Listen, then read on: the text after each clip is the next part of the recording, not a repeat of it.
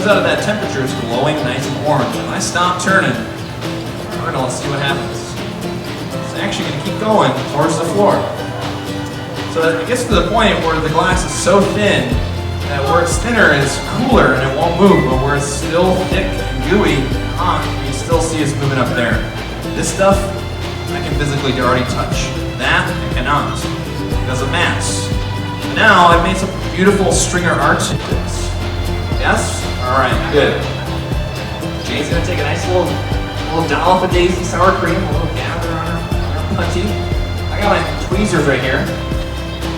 When the glass is hot enough, you can stretch for quite a while.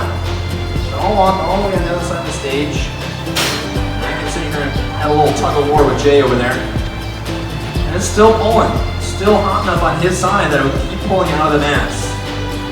I'll stop right there, Jay. Alright, so at this point, the glass is very thin and almost starts to coil it around itself, almost just like string. So this amount of material would carry about 6 foot width of a copper tube of information. So one little fiber optics created a kind of a epiphany moment in technology. We figured out we could transmit a lot of information through a little piece of glass versus 6 feet of copper. And watch how big this bubble will get. Eventually it loses its heat because it's so thin it won't expand anymore. But wherever it's hotter, towards the metal, it's expanding. Now we have this beautiful bubble art. And there it goes. So let's see here 1 second. That table is acting as a cooling agent. Think of that table like a big old ice cube. It cools the glass very quickly. It's conductive. Jay will create pressure, create a bubble. The bubble travels down towards the heat. Now we have a nice little bubble. So you saw he kept it thicker on the bottom. You can use a little bit of gravity and elongate that bubble. Wherever it's thinner, towards the blowpipe, it should not expand when he goes and blows this. So let's watch here. See that mass of glass popping up on the bottom there? The rest of it is not moving because it's colder, it's thinner. And look at how nice that bottle formed just off of one heat. Ready for that foot, Jay? Alright. So I'm going to create a little foot for Jay. He's squeezing a little line on the glass to allow him to break that bubble, or that bottle, off of the blowpipe.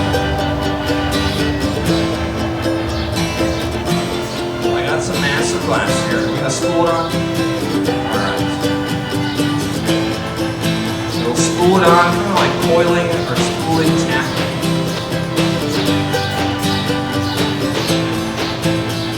And how quickly center shape that foot. I'm going to use the leftover glass on this rod for something called the principle. So a little bit of glass that we can connect to the foot, breaking that off the blowpipe.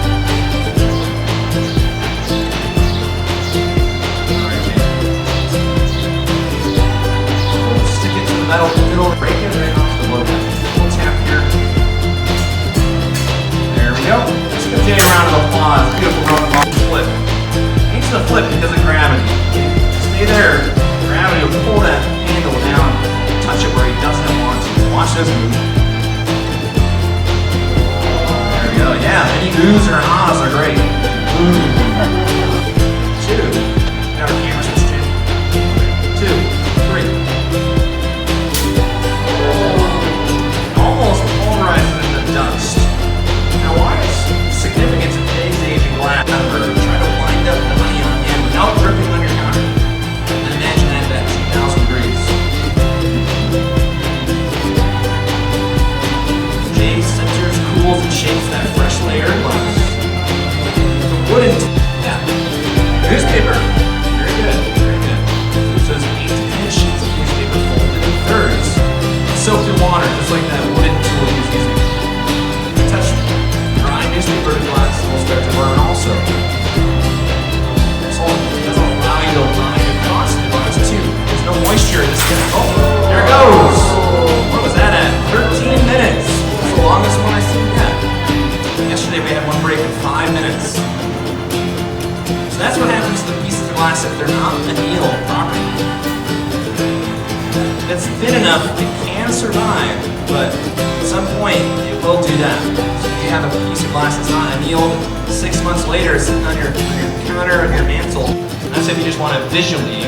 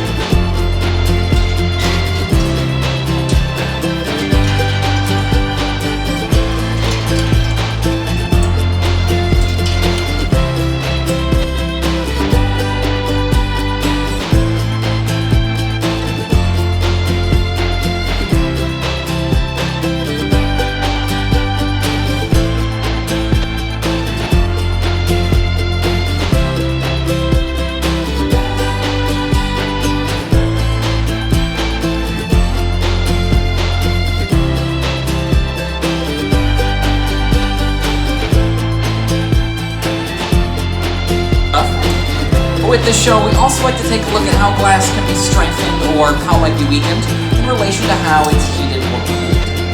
Now the foundation of what we look at here is as glass is heated, it expands and it swells. And then conversely, when glass is cooled, it contracts and it shrinks. We can't see this movement with just the naked eye because it occurs on the atomic level.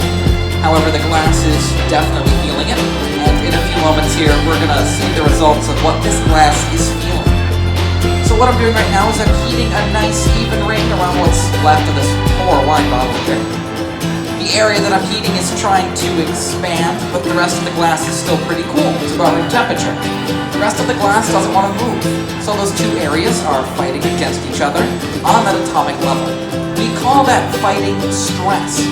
And if I control how much stress goes into the glass, in this case in the form of heat, I control how this glass will break.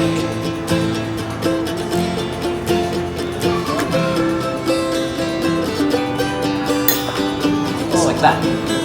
Now the way this works is I heat that nice even ring around the glass, building up the stress, that fighting on the molecular level, and then all it takes is a little bit of moisture, in this case the form of spit, to be tapped to the heated area. That causes it to rapidly contract, and it spreads all the way around, giving us a nice clean break. This is a technique we use quite a lot in the glass making industry. It's known as score and crack. This is used in the production of drinking glasses.